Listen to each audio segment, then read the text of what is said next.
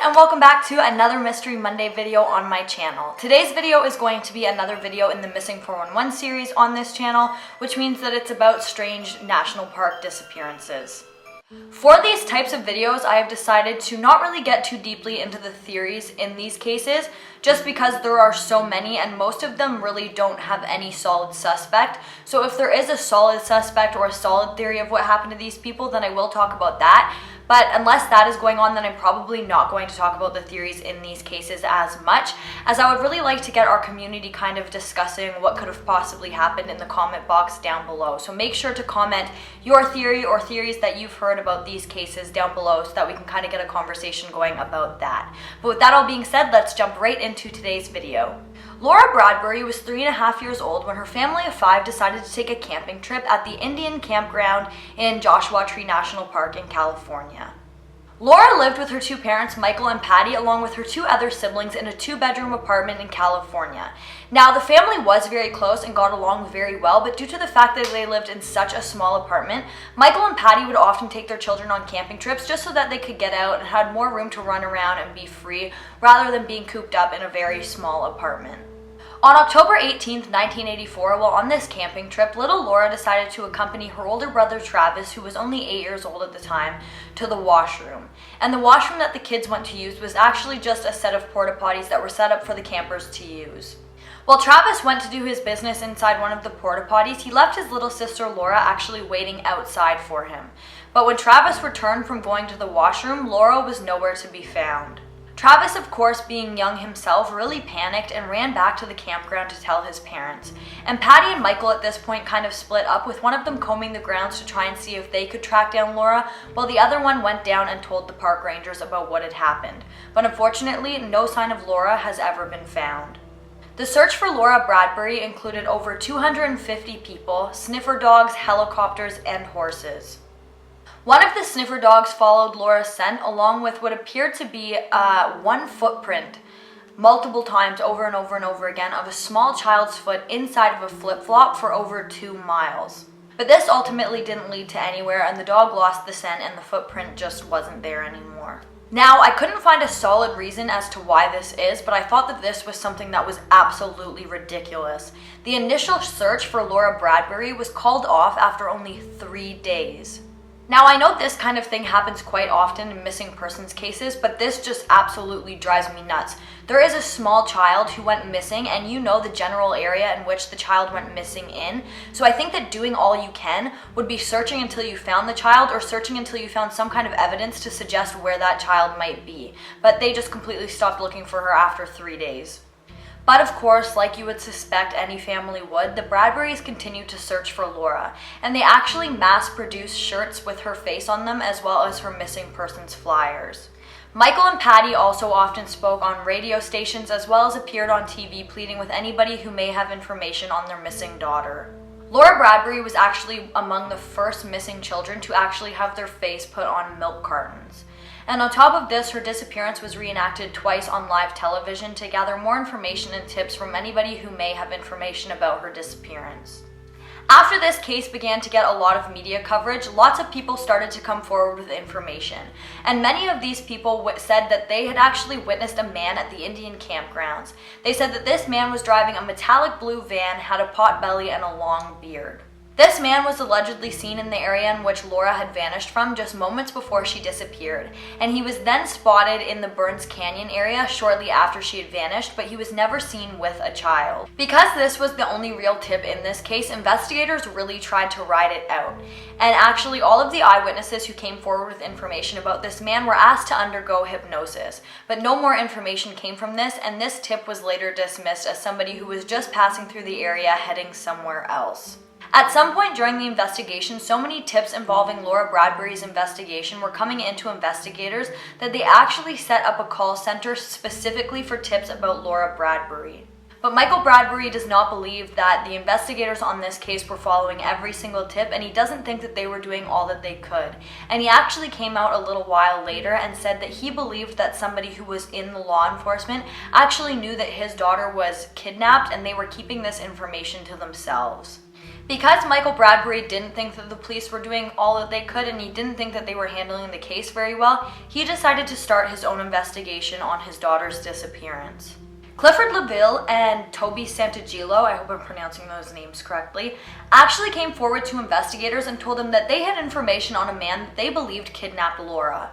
Now this is the part of this case that struck me as very odd. The San Bernardino Sheriff's Department investigated these man's claims and said that they were uncredible and they didn't really lead anywhere.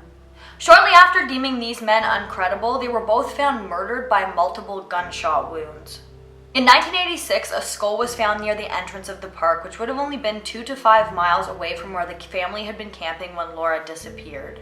This, immediately upon discovery, was believed to have possibly been the skull of Laura Bradbury, but after DNA tests were done, they came back inconclusive, and the only thing that could be confirmed about this skull was that it had belonged to a child.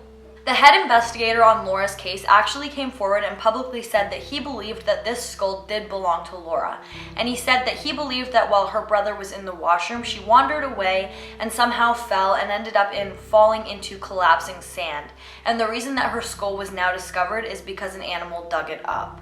This next bit of information isn't confirmed, but in 1990 another DNA test was allegedly done on this skull and it came back to be a 90% match to Laura Bradbury, but there's a lot of controversy surrounding this information. Patty Bradbury sadly passed away in 2001 without any new information of what happened to her daughter, and Michael Bradbury wrote a book in 2010 about Laura's disappearance called Laura Ann Bradbury, Missing: A Father's Search. Now this is where I'm going to come back and talk about the controversy surrounding the skull that has now been deemed by authorities to most likely belong to that of Laura Bradbury. Michael Bradbury said that he had been shown 40 colored 32mm slides of the skull that is now believed to be that of Laura's. He said that this skull is nothing like how they portrayed it in the media, and in his opinion, this skull definitely did not belong to a small child.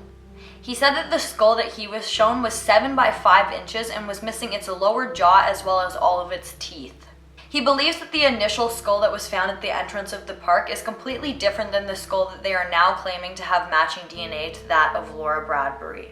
Michael Bradbury believes that his daughter was kidnapped that day while they were in the park, but unfortunately no arrests have been made in this case and it does remain unsolved. Stacey Arras, a young girl from Sarasota, was 14 years old when her and her father George, along with 7 other people, decided to take a horseback riding trip through Yosemite National Park in California. July 25th, 1981, the group had been traveling through the area known as Sunrise Meadows. The group had been traveling for many hours when they decided to stop at the Sunrise High Sierra campground. This area was about 3 miles from Tenya Lake and 1.5 miles from Sunrise Lake. The group had decided that they would be spending the night here, so Stacey kind of got cleaned up and got comfortable for staying there for the night. After changing into some clean clothes and getting cleaned up, Stacey decided that she wanted to walk down to the water to take some photos.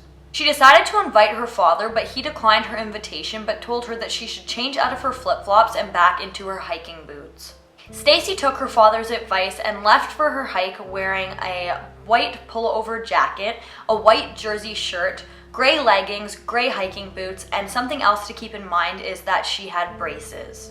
A 70 to 77-year-old man by the name of Gerald Stewart, who was actually part of the horseback riding group, was sitting on a boulder just about 100 meters away from where the others were at the cabins. The group witnessed Stacey walk over to where Gerald was sitting and take some photos. She then told him that she was going to hike to a nearby lake or body of water to take some more photos. Her destination was believed to have either been lower flooded Long Meadows, which would have been a few hundred yards by foot, or to Sunrise Lake, which again would have been about 1.5 miles. But her exact destination was not clear. After talking with Stacey, Gerald decided that he would accompany her on her walk, but after walking for a short distance, he became tired and sat down. The rest of the group actually had a perfect view of Gerald and Stacey, and they were watching them go on their walk because Gerald and Stacey were hiking downhill and the rest of the group had set up camp on top of this hill, so they had a perfect view of Stacey and Gerald and they saw him sit down. After Gerald gave up and sat down, the rest of the group watched Stacey walk for a little bit further before she presumably disappeared behind a set of trees, and this would be the last time that anybody would ever see Stacey Arras. After Stacey hadn't returned back to the group, Gerald became very worried because he didn't think that she would be gone this long. So he headed back up to where the other campers were and told them that she had been missing. So they all headed out to search the area where they had last seen Stacey. Now, as if Stacey disappearing almost seemingly in plain sight isn't odd enough, there's actually something else that's quite odd to me about this case. While they were searching for Stacey, there was actually another group of hikers that were walking in the opposite direction into which that Stacey would have been hiking towards the water. So they were coming this way and Stacey was going that way. And, the people that were with Stacey kind of questioned them and said, did you see this girl? We can't find her. And these hikers said that they didn't see anything. After the group had searched and had no luck of their own, they decided to inform park rangers about Stacey's disappearance. Immediately, search and rescue teams were sent out in hopes of finding Stacey Arras. The search for Stacey involved over 150 people, including 60 search and rescue specialists, along with sniffer dogs and 3 helicopters, one of which was the park's own special helicopter, which remained in the sky for 40 hours searching for Stacey. The initial search for Stacey lasted 10 days, and the search covered about 50 square miles in the surrounding area around Sunrise Lake. The only thing that was ever found of Stacey was the lens cap off her camera, and it was found just inside the tree line of where the group had watched her walk before she seemingly vanished. Nobody knows what happened to Stacey that day, and this case is extremely puzzling because it seems that she almost vanished out of plain sight. The group was watching her and had a clear view of where she was, and Gerald was sitting so close to where she had been that if she had fallen or something had happened to her, he should have heard something. If one day somebody does come across Stacey's remains in that general area, she should be fairly easy to identify due to the fact that she did have braces.